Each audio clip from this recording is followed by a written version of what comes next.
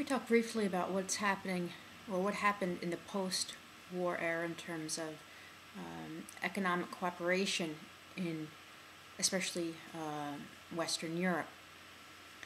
Following the Marshall Plan, there was a push that Europe needed to share its resources in a more effective way, and out of the Marshall Plan, what's going to emerge first is the European coal and steel community, and a number of nations in Western Europe start to have greater cooperation in the trade of these products, so industrialization can occur. This becomes really the foundation of later what's going to be called the European Union. It starts with this European coal and steel community. In 1957, a groundbreaking treaty is signed called the Treaty of Rome, and it's among 6 nations at first. It's going to be France, Italy, Germany, and West Germany we're talking here, Belgium, Netherlands, and Luxembourg. And this group is going to be called the EEC, the European Economic Community. Later this is going to be just generally called the Common Market, and this is a way of diminishing trade barriers among these nations and increasing trade and exports. And in the 1950s and 60s, the growth of European trade and the growth of the European economy really has this at the heart, is this what we call the common market that appears. And the common market eventually in the 1960s outpaces the U.S. economy because, again, you have a breakdown of trade barriers, and it's a free flow of materials, and it's the free market, maybe at its best without tariffs and such. This EEC eventually grows, again, as we call it, the common market during that time period. However, in the 1970s, there's a stalling of economies throughout the world. 1973, and many older Americans would remember this, there's the first oil crisis that is led by OPEC. This is the Organization for Petroleum Exporting Countries. OPEC, which was led primarily by Saudi Arabia at the time period, restricted the amount of oil that was being sold to the world community, and prices went up. Americans remember during this time period long lines at the gas pump, and this is going to happen again in 78 and 79 in the United States. And this affects, of course, Europe as well. And the high time of prosperity in the United States and in Europe in the 50s and 60s basically comes to a halt in the 1970s. The U.S. was embroiled in the Vietnam War and had an mounting debt from the war. When there's the U.S. government is in turmoil with the resignation of Nixon. And 1973 marks really the beginning of what we call a worldwide recession. And here we are in 2008, talking about a recession that might go through 2009 or longer, we're not sure, but we see a recession in the 1970s beginning here at this oil crisis. And this affects the Eastern European nations acutely because they, in the late 1960s, were borrowing huge sums of money from Western Europeans. And these governments were attracted to these large loans that the Western Europeans were giving to Eastern Europe. This was seen as a way of maneuvering possibly in Eastern Europe.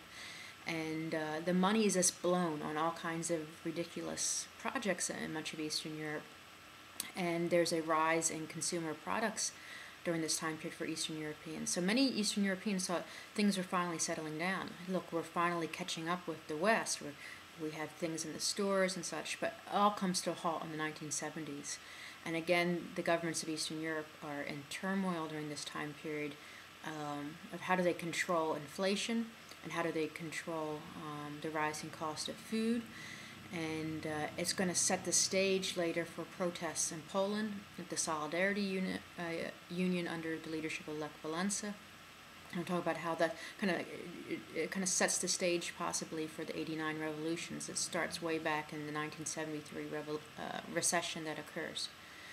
And however, as I was saying earlier, we were talking about the EEC. This is going to grow into many nations. Eventually, that the EEC is going to be renamed the European Union, and today it has over 20 nations involved in it. And in this past century, since 2000, they have instituted the euro, which is a single currency. So in many ways, Europe, which is made up of many nations, many states, becomes like a United Nations of in terms of trade and such. And this also is a breakdown of policies that restricted immigration to these countries, and there's a free flow of people and goods and of currency now in Europe. And some people look back on the 20th century and see this as a triumph for Europe, that or they reinterpret it. So we got to be careful of this too. That some people say, look, here's the foundations. This is how it all started, and now aren't we terrific? Now aren't we great? But the road to the European Union and its success today was not foreseen in the 60s, 70s, or 80s, really. Through political changes and the breakdown in Eastern Europe kind of allowed for this to progress in a very successful way. But we have to be careful not to be revisionist and look back and say, this is how it was done, this is how it can then be applied to other nations. And this is the danger of history. When we see a success, like the European Union today, we say, well, look how they did it then. We try to find dots to connect, but the dots aren't so apparent. So keep that in mind as well. Many Europeans will talk about how the road to the European Union was inevitable, starting with the European coal and steel community. And if you look at the European Union website, they kind of talk about this in triumphant terms. We'll have a little bit of moderation with this. So again, in the 1970s is a time of difficulty in Europe that wasn't foreseen, just as in the U.S. The 50s and 60s had promised so much of wealth and prosperity, and people believed that would go on forever. Well, the bubble burst really in the 1970s, and resources become scarce because oil is being controlled.